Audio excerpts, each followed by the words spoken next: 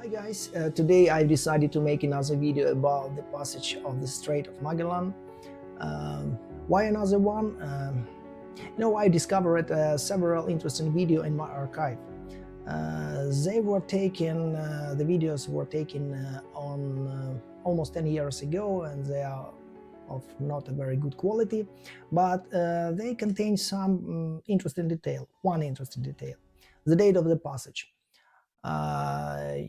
As I was studying history of navigation, I remember the date when the first ship of Magellan expedition entered the strait. It was on the 1st of November 1520. And I also recall that I was passed the strait also somewhere on November. I didn't remember the exact date, but I have checked it with the certificate. Yes, you see here. This is a certificate issued by the local pilots, this Chilean pilot, to the captains of the ships which passed the strait. And this is some kind of souvenir, but anyway, it's a pleasure to have it. And the date is here is mentioned as 08th of November. It was 1 week difference, with Magellan's ship. But I also recall that by that time of expedition, it was 1520, it was some other calendar. It was a Julian calendar. Now we have the Gregorian one. We have some dates difference. I converted the date as the 1st of November. I converted to the Gregorian calendar, and I got the 11th of November by our calendar. So from Julian to Gregorian, 1st November, jump to 11th November. So we pass it on 8th, and so it means that the day difference reduced down to 3 days. So why is it interesting? Because on this video you might see the surrounding environment, the surrounding conditions, that what the Magellan sailor could have seen.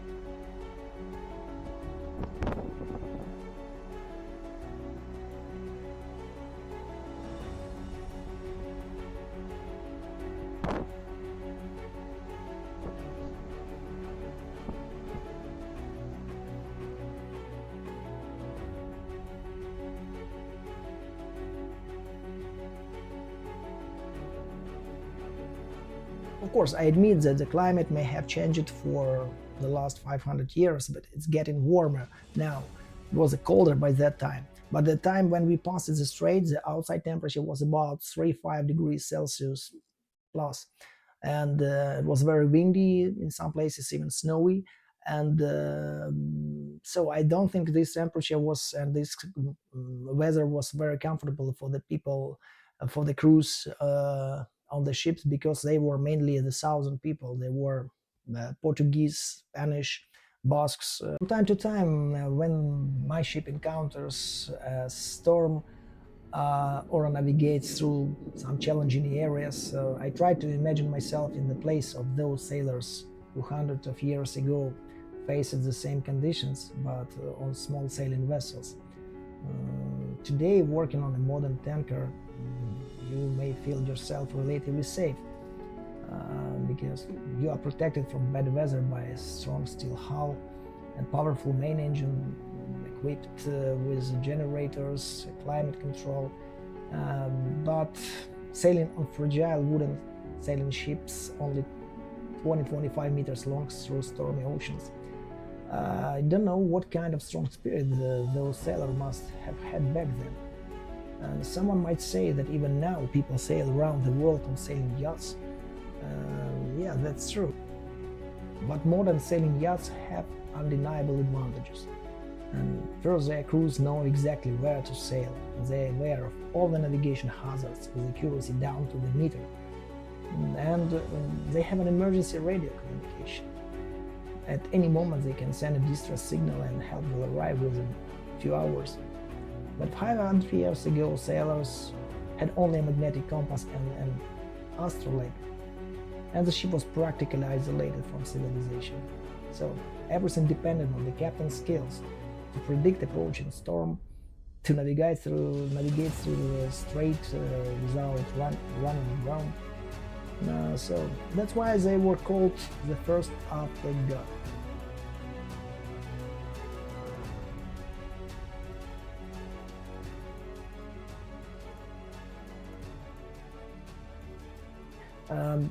Reading about this expedition, I was very impressed by the story of Captain Elcano. And he was a captain who completed the circumnavigation on the ship Victoria. Also, the Victoria was the smallest ship in expedition, and it was the first vessel which entered the Strait of Magellan. And as you know, the Magellan died in Philippines during an armed conflict with local natives. And so, without the skills and courage of Captain Elcano, hardly anyone would know Magellan's name now. And Sir Francis Drake would have completed the circumnavigation instead. And the most interesting thing is that the circumnavigation was not even the goal of Magellan's expedition.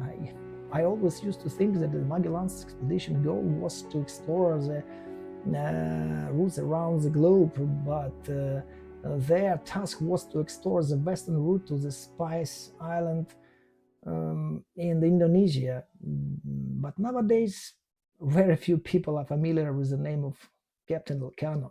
Also, every school child knows the name of Magellan. Only 18 people returned from the entire expedition. Remember, there used to be a popular question: if you had an opportunity to talk to any historical personality, who you would select? Who would you choose? And I also asked myself, Napoleon, Stalin, Schopenhauer, Nikola Tesla, so many interesting historical personalities I'd like to talk to. But today I would definitely answer it. Well, I would like to talk to one of those 18 survivors. Not to learn something about the expedition, I guess they told everything about it, but just to feel the spirit of those people.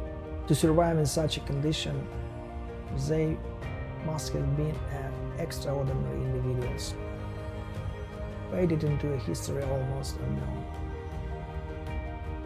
Great respect.